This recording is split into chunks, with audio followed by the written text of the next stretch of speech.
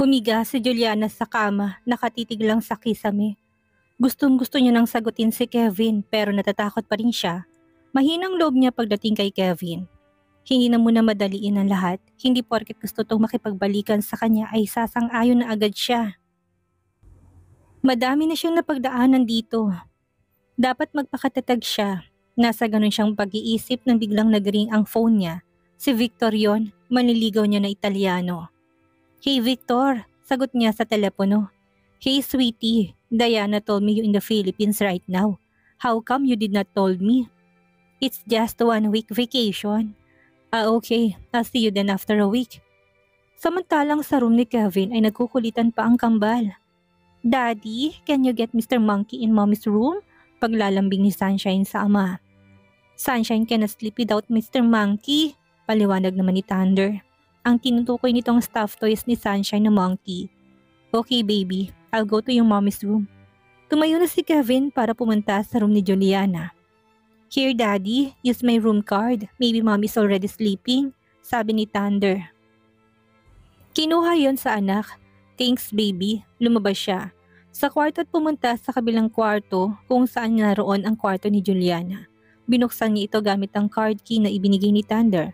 Papasok na sana siya nang narinig niya may kausap si Juliana sa phone. Nagtatawanan ito na parang masaya sa kausap.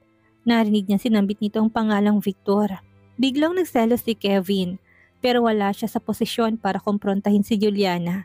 Baka magalit ito sa kanya at iiwan ulit siya, dala ang mga anak nila. Napabaling si Juliana sa kinatatayuan niya. Hindi nito napansin na nakapasok na si Kevin sa kwarto. Let's talk some other time Victor. We'll be there next week." "Okay, see you, bye." Paalam ito sa kausap. May kailangan ka?" Tanong ni Juliana kay Kevin. Pinapakuha lang ni Sunshine si Mr. Monkey." Okay, here." Inabot ni Juliana kay Kevin ang stuffed toy. Awkward silang dalawa. Babalik ba kayo kaagad sa Paris?" Tanong ni Kevin. "Yes, I have contract to finish in Paris sa mga companies na kumuha ng service ko sa model." "Baka kasuhan nila ako once na mag-breach of contract ako." Manipis niyang ngiti. I see. Kung gusto mo, babayaran ko mga companies na yun to terminate your contract, then stay here in the Philippines. Pwede kitang tulungan to put up na sarili mong modeling agency dito." "No, ayoko Kevin. Hindi mo na kailangan gawin sa akin yun. I can stand on my own." If that's what you want," mahinang sagot ni Kevin. "Pwede bang iwan mo na munang twins sa akin? Ako nang bahala sa kanila dito while you're in Paris." Natahimik si Juliana ng bigla. Hindi niya alam ang sasabihin. "Please Juliana." Let me talk to the kids first." "Okay Juliana, thank you." Gusto sana niyang yakapin ulit si Juliana pero pinigilan niya. "I'll go back to my room." Paalam niya tumalikod na siya. Napaisip naman si Juliana, mawawalay siya sa mga anak niya.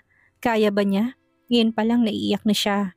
Isipin pero kailangan din ng mga batang tatay nila. May karapatan si Kevin sa mga anak niya. Hindi niya ipagkakaiti yon. Titiisin niya na muna ang sarili para sa kapakanan ng mga anak niya. Pumikit si Juliana para piliting matulog ang sarili. Hindi niya namalayang may tumulong luha sa mga mata niya. Bumalik na si Kevin sa room niya. Nanonood ng TV ang kambal. "Kids here, Mr. Monkey." "Yay!" Sigaw ni Sunshine sabay abot kay Mr. Monkey. Nagayos na ito ng higa, nagre-ready ng matulog. Kids, who is Victor?" Tanong ni Kevin sa mga bata. Napangiwi agad si Sunshine. "He's nothing daddy. Maniligaw ni mommy sa Paris. He's an Italian model," dagdag ni Thunder. Napangiwi din si Kevin. May panama ba siya sa Italian model? "Don't worry daddy, mas gwapo ka dun," pangbobolo ni Sunshine sa kanya. Natawa si Kevin sa mga anak niya. Nasa kanya talaga ang loyalty ng mga ito. Kinaumagahan ay nagyaya ang kambal na mag-swimming. Pumasok sila sa kwarto ng mommy nila kasama si Kevin. "Mom, let's go swim." "Okay guys, let's have breakfast first before going to swim." "Okay mom." "Dad, come on. Let's have breakfast together with mom. Then we'll swim after." Nagdududa na siya sa mga anak nila. Pilit silang pinaglalapit ng daddy nila. "Okay guys, go change your swimming clothes." Utos ni Kevin sa mga bata. Tumayo na rin siya. Pumasok sa bathroom para magsuot ng swimsuit. Hinintay lang sila ni Kevin. Nakaupo ito sa side table ng room ni Juliana. Unang lumabas ang kambal sa CR. Nakasuot ng swimming trunks si Thunder. Si Sunshine naman ay nakasuot ng white na swimsuit at naka-shades pa. Maarteng anak niyang babae, parang may pinagmanahan sa pagka-fashionista. Natawa siyang bigla. Maya-maya ay lumabas na rin si Juliana. Natulala siya. Naka-white swimsuit din ito ng katulad kay Sunshine. Twinning ang dalawa. May balabal si Juliana sa bandang bewang para hindi masyadong expose ang katawan nito. Ang white bra nito ay saktong-sakto sa laki ng dibdib nito. Napaungol si Jack ng bahagya. Ang sexy ng mahal niya. Gusto niya na itong takbuhin palapit at siilin ng halik, pero pinigilan niyang sarili niya. Baka masampal siyang bigla. Naasiwan ng bahagya si Juliana pagkalabas ng CR. Nakita niyang natulala si Kevin sa kanya. Nakabalandra ba naman ang katawan niya dito? Hindi naman bago sa kanyang pagsuot ng ganong kasuotan, pero kapag si Kevin ang nasarap niya ay bigla siyang nahiya. Let's go? Pagbasag ni Juliana ng katahimikan. I'm sure. Kids, let's go. Pag-aya ni Kevin sa mga anak nila. Pinauna ni Kevin ang mga bata, lumabas ng pinto. Sumunod si Juliana. Hinawakan niya ito sa bewang para alalayan. Nagdikit ang palad niya sa hubad na katawan ni Juliana. Napaigtad ito, nagulat sa paghawak niya. Biglang may parang boltahe ng kuryenteng pumasok sa katawan nila. Sorry, sambit ni Kevin. Tumangulang si Juliana sa kanya. Dumiretso sila sa restaurant. Nandun na rin ang ibang mga bisita ni Jack sa kasal. Ang iba ay kilala niya. Ang iba naman ay hindi. Nasa isang table silang mga pamilya. Pamilya. Ang sarap isipin na isang pamilya sila. Siya, si Juliana at ang kambal. Soon, pangako niya sa sarili. Ang mama at papa niya ay nasa isang table kasama din ang mommy at daddy ni Juliana. Mukhang okay ng mga to dahil sa kinausap ito ng parents niya kagabi. Pero hindi pa rin siya pinapansin ng mommy ni Juliana. Hayaan niya na muna at bigyan ng time para makilala siya ng lubos. Nagpapasalamat si Kevin at tinutulungan siya ng mama at papa niya na mabuo ang pamilya niya. Marahil ay ayaw nilang maging malungkot siya. At dahil sa din sa mga apo nito at baka ilayo sa kanila. Miss Juliana, pwede po ba kami magpa-picture sa'yo? Yung mga ibang bisita ni Jack iyon. Sure, tumayo si Juliana para pagbigyan ng mga nagpapapicture sa kanya. Alam niyang nahihiya ito. Hindi ito mayabang katulad ng ibang sikat na model. Tinignan niya lang si Juliana na puno ng pagmamahal. Proud na proud si Kevin.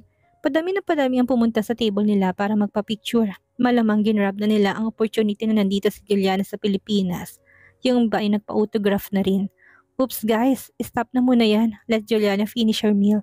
Sabi ni Jack na papalapit sa table nila. Umalis na rin ang mga nagpapapicture. Umupo na si Juliana ulit at tinapos ang pagkain. Thanks, Pogs, sabi niya kay Jack. You can always say no kung nadidistorbo ka na, sabi ni Jack. Nakakahiya, baka sabihin nila na mayabang ako. Kaya mahal na mahal ko yan bro napaka-humble at maganda pa. Sabat ni Kevin na tumawa si Jack sa sinabi ni Kevin. Napayuko naman si Juliana. O siya, balikan ko na muna ang aking asawa. Dadalan ko lang ng breakfast. Nasa kwarto pa. Hindi makabangon. Nakailang rounds ba naman kagabi kami? Kwento ni Jack. Nagtingin na sila ni Kevin na parang naasiwa. Nag-blush siya. Naalala niyang kapusokan nila dati. Stop it Jack, ang manyak mo. Pag-interrupt niya kay Jack para mawala sa kanyang pagkasiwa. I told you Guaps, kay Michelle lang ako manyak. Yan din ang sinabi ni Kevin sa kanya dati. Lalo siyang nag-blush. Napasulyap si Juliana kay Kevin. Nakatitig to sa kanya na parang iisa lang nasa isip nila. Bigla siyang tumayo. Pumunta sa table ng parents niya at sa magulang ni Kevin.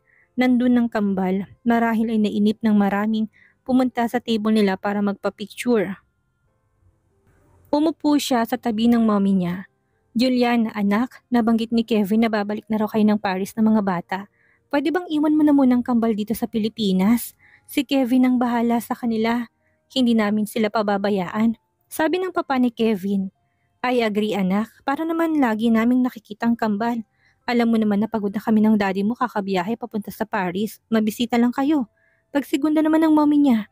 Nalungkot si Juliana bigla sa hinihinging pabor ng mga matanda. Binalingan ang mga anak. Sunshine, Thunder, do you want to stay here with Daddy and Grannies? Yes, Mommy. Sagot ng kambal sabay talon-talon. Okay, papayagan ko na kayo pero visit Mommy in Paris often ha? Naiyak niya sabi, hiniwas pa nitong mukha ng dalawang bata. Sure Mom, we'll visit you with Dad. Hindi ba, Dad? Yes, baby. We'll visit mommy. Sagot ni Kevin. Hindi niya napansin na nasa likod na niya na pala si Kevin. Bigla tuloy siyang nanigas. Why don't you stay here in the Philippines, Iha? Tanong ng mama ni Kevin. I can't, tita. May kontrata pa akong dapat tapusin. Oh, but after your contract, maybe you can stay here and have a family with Kevin. Pang-inganyo ng papa ni Kevin. Gustong-gusto siya nito para sa anak. Or why don't you get married before you go back to Paris? Natigilan si Juliana. Medyo authoritative ang tono ng papa nito. Parang pinipikot na siya para sa anak niya. My contract states na I'll remain single until matapos ang contract ko po, pagdadahilan niya. Pa, let's not rush Juliana. Give her time to think. Okay, iho, but make sure to guard her. Para hindi siya maagaw ng iba sa'yo. Pinagchismisan siya na mag-ama sa harap niya. Nakakahiya. Tatawa-tawa lang ang daddy niya. Ang mommy niya ay walang kibo. Kids, are you ready to swim? Pagaya ni Juliana sa kambal para makaalis sa table ng mga matanda. Yes, mom, let's go. Dad, let go. Niyaya na din ng kambal ang daddy niya. Pumunta sila sa beach. Napakaganda ng island, white beach at madaming mga punong nyog. May mga restaurant sa likod nila. Very lively ang island. Marami din ang turista dito sa lugar. Sinamahan ni Kevin na maligong mga bata. Nagpaiwan lang si Juliana sa tabi. Nakaupo sa banig sa ilalim ng punong nyog. Tinitingnan niya ng masaya ang kanyang mag-ama. Sobrang saya ng kambal na finally nakilala na nila ang daddy nila. Ganon din si Kevin. Hindi niya akalain na tatanggapin ito agad ang mga anak nila. Akala niya itatakwil sila. May mga ilan-ilan na nakakilala sa kanya habang nakaupo siya sa tabi. Tila kinikilig na nakita siya pero nahiyang magpa-picture sa kanya. Yung iba'y pinipicturean siya habang nasa malayo. Yung iba naman nagsiselfie kunwari pero siyang nasa background. Nahiya tuloy siya. Nakita niyang pabalik ng kambal at ni Kevin na pwesto niya. Napatitig si Juliana kay Kevin. Ang pogi pa rin talaga nito. Namumulang balat dahil sa init ng araw. Mistiso kasi ito. Parang isang Prince Charming. Ang ganda ng katawan. Bakat na bakat ang abs at alagang gym. Napatingin siya sa shorts ni Kevin. Nakabakat ang sandata nito dahil sa basang short nito. Nag-init ang kanyang muka. Iniwas ang tingin sa ibang direksyon pero huli na ang lahat. Napansin na ni Kevin ang ginawa niya. Do you like what you see, mommy?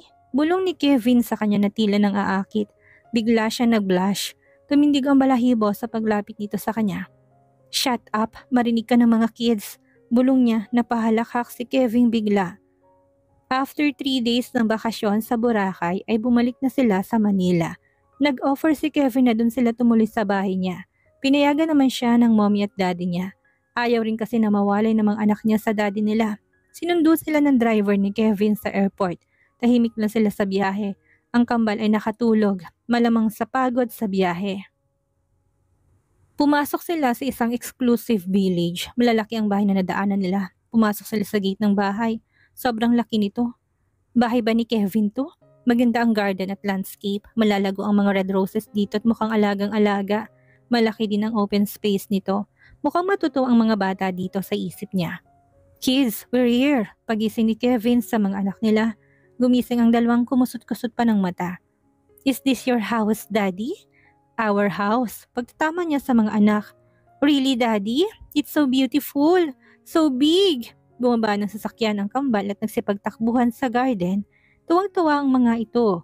Guys, pasok na muna kayo sa bahay. Sobrang init pa. You can play later. Utos ni Kevin.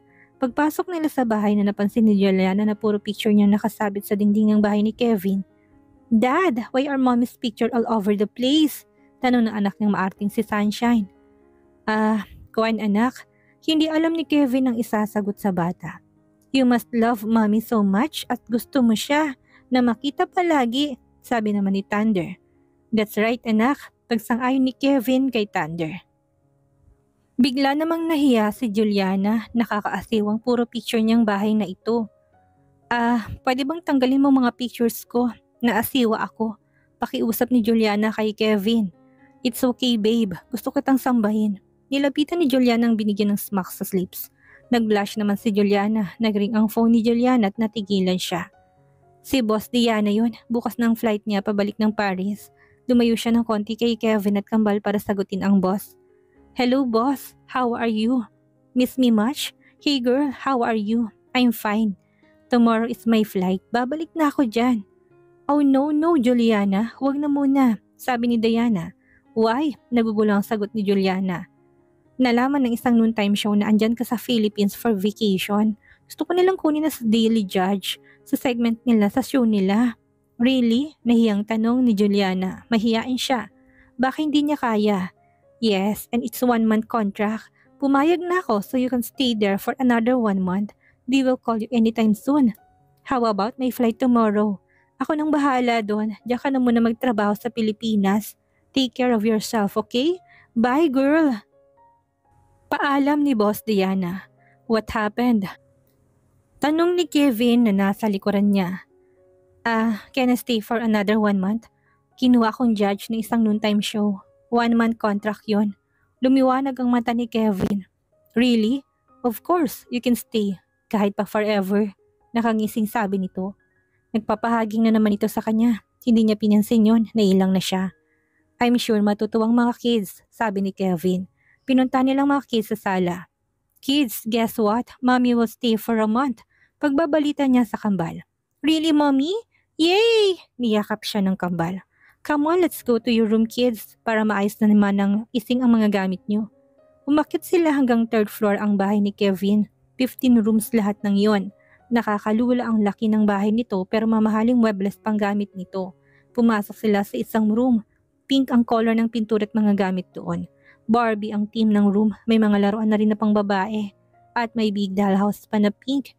This will be your room, my baby sunshine. Sabi sa babaeng anak niya. Really, Daddy? Yay! I like it so much, Dad. Thank you, Daddy. Niyakap siya ni Sunshine. Welcome, baby. Now let's go to Thunder's room. Katabi lang ito ng room ni Sunshine. Pagbukas ni Kevin ay blue naman ang room na yon. Jungle naman ang team ng room na yon. May mga wall painting ng animals na parang nasa jungle talaga. May mga laruan na rin doon ng mga cars na pambata. And this is the room of my boy, Thunder. Lumiwanag ang mga mata ni Thunder. Niyakap siya nito. Thank you, Daddy. You're the best dad in the whole world. Natawa si Juliana sa sinabi ni Thunder. Mga mambobolang mga to. Paano mo nagawa lahat ng ito? Nag-contact na ako ng interior designer para mag-ayos ng rooms ng kambal. While we are in Boracay, namangha siya sa kakayahan ni Kevin. Sobrang mahal nito ang kambal. And for your room, Miss Jones, bulong ni Kevin sa kanya, kinabahan si Juliana. Nakatitig kasi ng mata intim si Kevin sa kanya. Naglakad sila sa kabilang room, binuksan ito ni Kevin. Namangha si Juliana sa laki ng room na para sa kanya. May malaking walk-in closet yon. Puro mirror ang door nito, puno na rin ito ng mga mamahaling designer bags and shoes.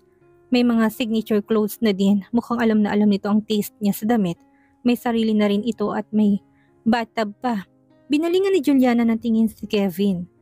Huwag mo sabihin ginawa mo rin ito kanina lang.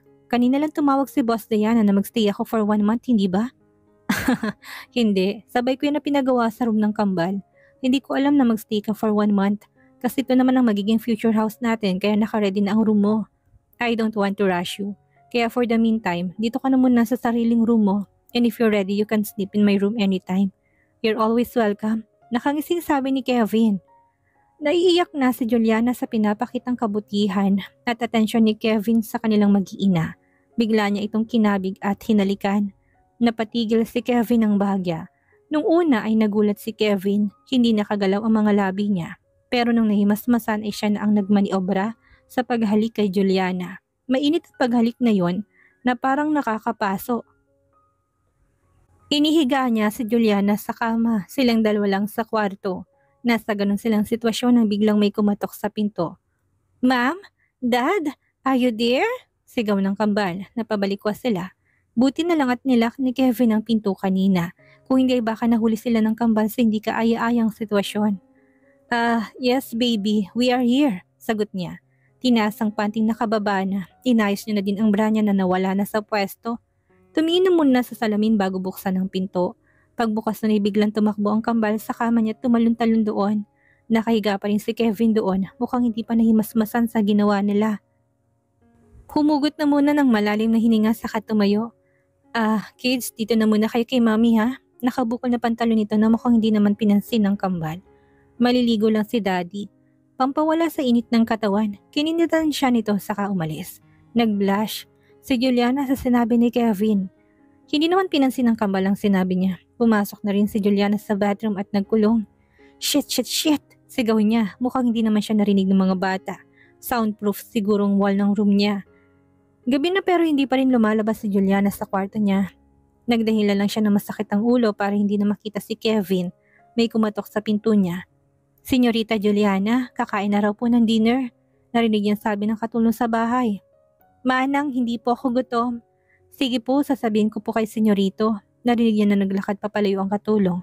Nagtalukbong siya ng kumot. Narinig niyang biglang nagbukas ang pinto niya. Manang, sabi ko hindi ako kakain. What happened, babe? Si Kevin pala ang pumasok. Nanigas tuloy ang katawan niya. Humiga din ito sa tabi niya, saka bumulong sa tenga niya. Samahan mo kong kumain o ikaw ang kakainin ko. Nagulat si Juliana sa sinabi ni Kevin. Bigla siya napabalikwas ng tayo saka lumabas ng kwarto. Minamanyak na naman siya nito. Ang lakas ng halakak ni Kevin. Pagkababa ni Juliana ay nandun na palang mama at papa ni Kevin at ang magkasantahang Cindy at Lennon. Binibisita sila. Juliana, anak, balita ko masakit daw ang ulo mo. Sabi ni Doña Elizabeth. Lumapit sa kanya at nagbeso. Nakasunod din si Cindy dito para magbeso sa kanya. Medyo okay na po ako tita, pagdahilan niya. Nakasunod si Kevin sa kanya at bumaba ng hagdan. Alam mo ba, ngayon lang kami nakapunta dito sa bahay ni Kevin. Masyado kasing malihim ang batang yan. Hey kuya, sigaw ni Cindy. Bahay ba to o museum ni Juliana? Nakangising pang asar nito sa kanya. Nginitian lang siya nito, mukhang hindi na ito napipikon sa kanila ni Lennon. Nahiya naman si Juliana. Pinapakuha ko na nga sa kanya yung mga pictures ko, nakakaasiwa. Kwento niya kay Cindy. Ganyan siya kabaliw sa'yo sis. Si Don Milisyot ang kambal na sa sofa nakaupo. Nakakandong si Thunder sa lolo niya habang minamasahe nitong kami ng lolo niya. Si Sunshine ay kinukuhanan siya ng puting buhok. Lolo, you have so many white hair. Marting wika ni Sunshine. Natawa ang Don na tuwang-tuwa sa mga apo nito. Si Lennon at Kevin naman ay nasa kabilang sofa at nakatingin lang sa papa nilang tuwang-tuwa sa mga apo nito. Love, hindi ka ba nainggit? Parang gusto ko na rin magka-baby. Sabi ni Lennon kay Cindy. Tumahimik ka Lennon, magpakasal na muna kayo bago mag-anak. Sabi ng papa nila, bakit si kuya? Iba ang sitwasyon nila, wag mo nang ikumpara. Napasimangot si Lennon. Si Cindy naman ay patawa-tawa lang. Kung alam ko lang na nabuntis itong si Kevin, si Juliana, malamang ay matagal ko na silang ipinakasal. Hindi sana mangyaring malalaki ng mga apo ko saka natin nakilala. Napayo ko si Juliana, parang sinisisi niya ng papa nila na lumayo siya at itago mga anak nila ni Kevin. Hindi kita sinisisi Juliana sa mga naging desisyon mo noon. May mga bagay talaga na hindi natin hawak. Pero pakiusap ko sa inyo ni Kevin, sana naman ay ayusin niyo na ang pamilya niyo. Maawa kayo sa mga anak niyo. Mahabang litanya at pangaral ng papa ni Kevin.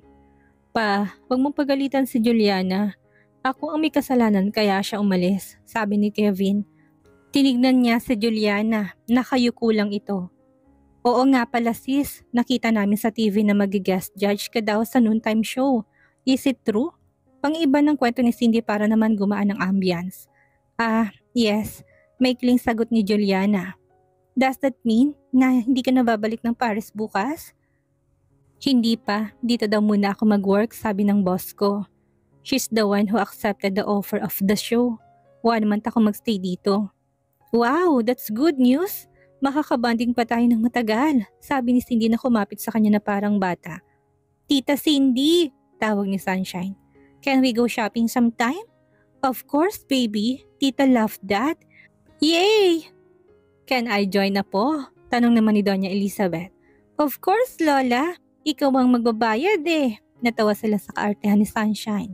Parang hindi naman na nito ang pagkamahiyain ng mommy nila, pero manang-manang ganda at pagkabalidosa. Senyorito, ready na po ang dinner. Tawag ng katulong sa kanila. Pumunta na sila sa dining para mag-dinner. Daddy, buhat! Tawag ni Sunshine kay Kevin na nakataas ang kamay. Natatawa naman si Kevin na binuhat ang baby girl niya. Tito Lennon, buhat din ako, sabi naman ni Thunder. Pinagbigyan ni Lennon ng pamangkin sa hinalik-halikan.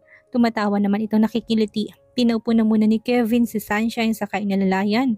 Si Juliana numupo sa tabi niya. Hinawakan niya ito sa bewang at pinisil ng bahagya. Napaigting si Juliana sa ginawa ni Kevin.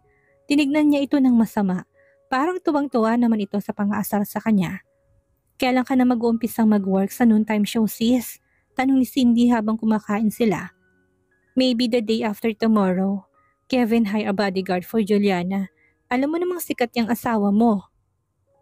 Ano kayang mangyayari ngayong magtatagal pa ang pananatili ni Juliana sa Pilipinas? Magawa kayang makuha muli ni Kevin si Juliana at mabuo ang kanilang pamilya? Yan ang ating aalamin sa susunod nating kabanata.